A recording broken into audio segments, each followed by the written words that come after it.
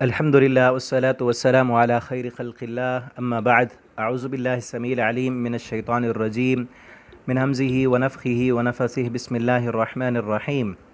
واتخذ قوم موسیٰ من بعدہ من حلیہم عجلا جسدا لہ خوار۔ آج انشاءاللہ سورۃ الاعراف آیت نمبر 148 سے پڑھیں گے، اور جیسا کہ آپ جانتے ہیں کہ موسیٰ علیہ السلام کے واقعات جاری ہیں۔ پچھلے اسباق میں ہم نے پڑھا تھا کہ موسیٰ علیہ السلام اللہ کی ملاقات کے لیے گئے، وہاں اللہ رب العالمین نے ان کو تختیوں پر لکھی ہوئی ہدایات اور رہنمائی دی اور کہا کہ ان کو مضبوطی سے پکڑنا ہے اور جا کر اپنی قوم کو تبلیغ کرنی ہے۔ موسیٰ علیہ السلام جب وہاں گئے تو پیچھے کیا ہوا وہ اس آیت میں ذکر ہے۔ موسیٰ علیہ السلام تو 30-40 راتوں کے لیے اللہ کی ملاقات کے لیے چلے گئے، اور پیچھے چھوڑ کر گئے تھے اپنے بھائی ہارون علیہ السلام کو، وہ بھی نبی تھے۔ لیکن کیا ہوا؟ وَاتَّخَذَ قَوْمُ مُوسیٰ، پکڑ لیا، بنا لیا قوم موسیٰ علیہ السلام کی قوم نے، من بعدہ،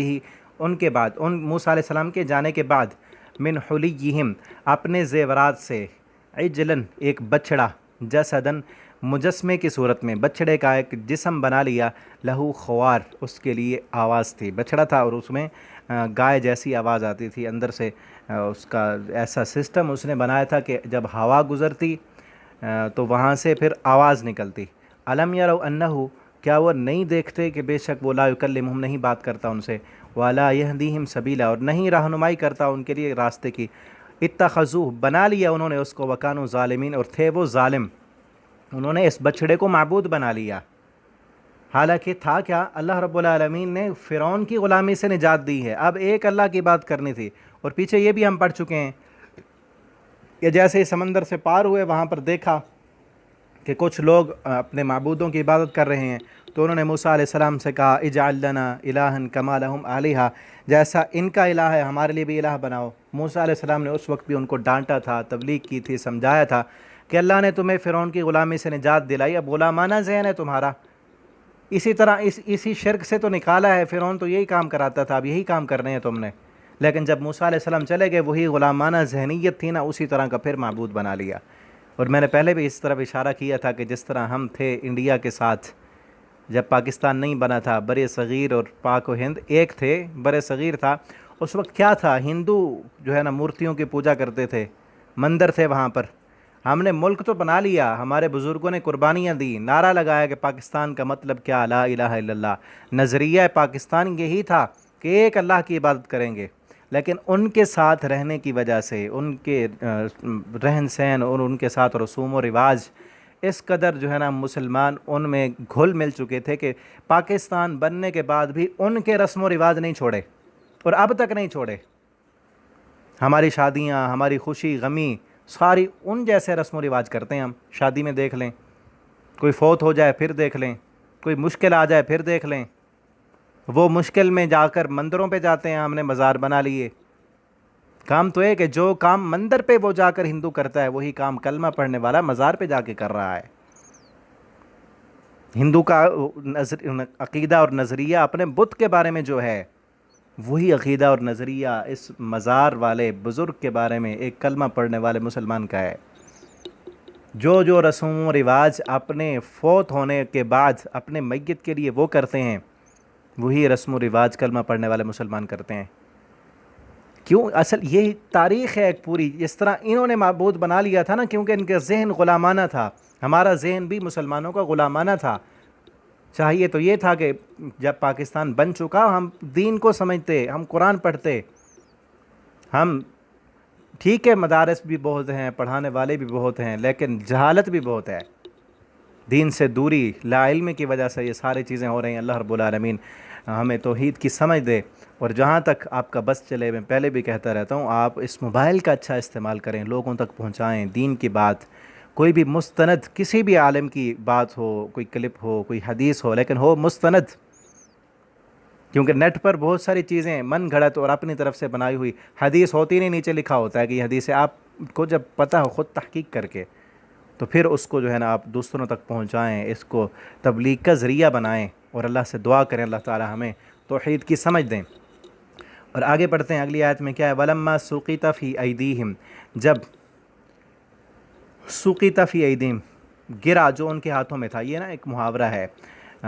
جب انہیں افسوس ہوا، کہ جب ان لوگوں کو افسوس ہوا کہ ہم نے کیا کیا، موسیٰ علیہ السلام نے آ کر ان کو ڈانٹا، بتلایا کہ تم نے بچھڑے کو معبود بنا لی، اور یہ واقعہ پیچھے سورہ بقرہ میں بھی کچھ اس کا اشارہ آ چکا ہے، وہی ہے یہاں پر بھی۔ جب انہیں افسوس ہوا اس بات کا کہ ہم جو ہے ہم نے کیا کیا، وَرَأَوْا أَنَّهُمْ قَدْ ضَلُّوا، اور انہوں نے دیکھا کہ وہ تحقیق گمراہ ہو چکے ہیں، قالوا، تو وہ کہنے لگے لَئِن لَّمْ يَرْحَمْنَا رَبُّنَا، اگر نہ رحم کیا ہم پر ہمارے رب نے، وَيَغْفِرْ لَنَا، اور نہ معاف کیا اس نے ہمیں، لَنَكُونَنَّ مِنَ الْخَاسِرِينَ، تو البتہ ہو جائیں گے ہم نقصان اٹھانے والے، ہم تو نقصان اٹھانے والے ہو جائیں گے۔ پھر ان کی معافی کیسے قبول ہوئی وہ آگے آ رہا ہے۔ وَلَمَّا رَجَعَ مُوسَىٰ إِلَىٰ قَوْمِهِ غَضْبَانَ آسِفًا، موسیٰ علیہ السلام جب واپس آئے، وَلَمَّا رَجَعَ، جب لوٹے موسیٰ علیہ السلام إِلَىٰ قَوْمِهِ، اپنی قوم کی طرف، غضبان آسفا، تو وہ غصے میں آ گئے، آسفا افسوس کرتے ہوئے ان پر کہ یہ کیا کر لیا، قال بئسا، کہنے لگے بئسا، بہت برا ہے، ما خلفتمونی، جو تم نے میرے پیچھے کیا، من بعدی، میرے جانے کے بعد، اعجلتم امر ربکم، کیا دیر کر دی تھی تم سے تمہارے رب نے، کس بات میں تم نے جلدی کی، کیا میں نے 40 دن جو میں رہ گیا وہاں پر، تم نے اتنا جلدی جو ہے دوسرا اپنا رب بنا لیا ہے، میں تو رب کے پاس ہی گیا تھا نا، تمہارے اصل معبود کے پاس، اس کے احکامات لینے کے لیے، لیکن اگر 30 دن کا وعدہ تھا تو 40 دن ہو گئے، 10 دن اوپر ہو گئے، تو تم نے پیچھے اور رب بنا لیا ہے، کتنا برا کام تم نے کیا۔ وَأَلْقَى الْأَلْوَاحَ، اور رکھ دیں تختیاں، وہ جو تختیاں تھیں نا وہ ڈال دیں، القا کا معنی گرانا بھی ہوتا ہے، لیکن یہاں ایسے جلدی میں انہوں نے رکھیں کہ دیکھنے والے کو پتہ چلا کہ گرا دی ہیں، پھینک دی ہیں، ٹھیک ہے نا۔ تو وَآخَذَ بِرَأْسِ أَخِيهِ، اور پکڑ لیا اپنے بھائی کے سر کو، یجرہ الیہ، کھینچنے لگے اس کو اپنی طرف، غصہ آیا نا تو بھائی کے ذمہ لگا گئے تھے کہ تم نے اصلاح کرنی ہے، اس کو پکڑ لیا اب کہ تو نے کیا کیا ہے، انہوں نے معبود بنا لیا اور تو دیکھتا رہا، لیکن بھائی نے کیا کہا، قال ابن امہ، اے میری ماں کے بیٹے، موسیٰ اور ہارون علیہ السلام آپس میں سگے بھائی تھے، لیکن ماں جائے، جیسے ہم اردو میں کہتے ہیں نا ماں جائے، اس سے محبت اور شفقت اور بڑھ جاتی ہے، اور میری ماں جائے بیٹے، ان القوم، بے شک قوم نے، استضعفونی، مجھے کمزور سمجھا، وکادو، اور قریب تھا کہ یقتلوننی، وہ مجھے قتل نہ کر دیتے، اس قدر ہٹ دھرم اور ضدی تھے، میں نے بڑی کوشش کی، لیکن میں کمزور، اکیلا بندہ کیا کر سکتا تھا ان کا، ایک تو میں ہوں کمزور، اور دوسرا جو مجھے خطرہ تھا اگر مزید ان کے ساتھ میں جو ہے نا ان کو روکتا ہے مجھے قتل ہی کر دیتے۔ فلا تشمت، پس تو نہ ہنسوا، بی، مجھ پر، الاعداء، دشمنوں کو، ولا تجعل، اب ان کے سامنے تو مجھے ڈانٹ رہا ہے اور مار رہا ہے تو یہ تو ہنسیں گے،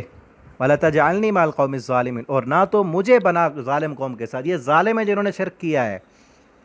انہوں نے تو ظلم کا ارتکاب کیا نا، میں تو ان کو روکتا رہا، اور اب تو اگر مجھے مار رہا ہے تو اس کا مطلب تو یہ تو مجھے ان کے ساتھ کر رہا ہے، میں تو ان کے ساتھ نہیں تھا، میں ان کے ساتھ، ولا تجعلنی مع القوم، کیونکہ شرک جو ہے وہ بہت بڑا ظلم ہے۔ اور نبی کریم صلی اللہ علیہ وسلم نے ایک دعا بھی بتائی ہے، یہ کہا تھا نا موسیٰ علیہ السلام کے بھائی نے کہ دشمنوں کو مجھ پر نہ ہنسوا، تو آپ صلی اللہ یہ دعا کیا کریں کہ دشمن ہم پر نہ ہنسیں، اللہم انی اعوذ بک من جہد البلاء ودرق الشقاء وسوء القضاء وشماتۃ الاعداء، اللہ ہم تیری پناہ میں آتے ہیں، درق الشقاء، کہ شقاوت اور بدبختی وہ ہمارے گناہوں کی وجہ سے ہم پر نہ آ جائے، وسوء القضاء، تیری برے فیصلے سے ہم تیری پناہ میں آتے ہیں، وشماتۃ الاعداء، اور دشمن ہم پر ہنسیں، کوئی ہم سے ایسا کام نہ ہو کہ جس پر دشمن ہم پر ہنسیں، یا ایسی ہماری حالت و کیفیت بن جائے کہ دشمنوں کو ہم پر ہنسنے کا موقع ملے، تو اس سے پناہ مانگنی چاہیے۔ آگے قال رب اغفر لی، تو کہا موسیٰ علیہ السلام نے، رب، اے میرے رب، اغفر لی، معاف کر دے مجھے، ولی اخی، اور میرے بھائی کو بھی، وادخلنا، اور داخل کر دے تو ہمیں، فی رحمتک، اپنی رحمت میں، وانت ارحم الراحمین، اور تو بہت بڑا رحم کرنے والا ہے۔ آج کا رکوع یہاں تک کمپلیٹ ہوا، آپ ان اسباق کو دوستوں تک پہنچائیں، اللہ تعالی ہم سب کو قرآن پڑھنے سمجھنے کی توفیق دے، اللہ ہمیں توحید کی سمجھ دے، ہمارے ملک میں اللہ توحید کا بول بالا فرمائے، اپنے دعاؤں میں یاد رکھا کریں۔ السلام علیکم ورحمۃ اللہ۔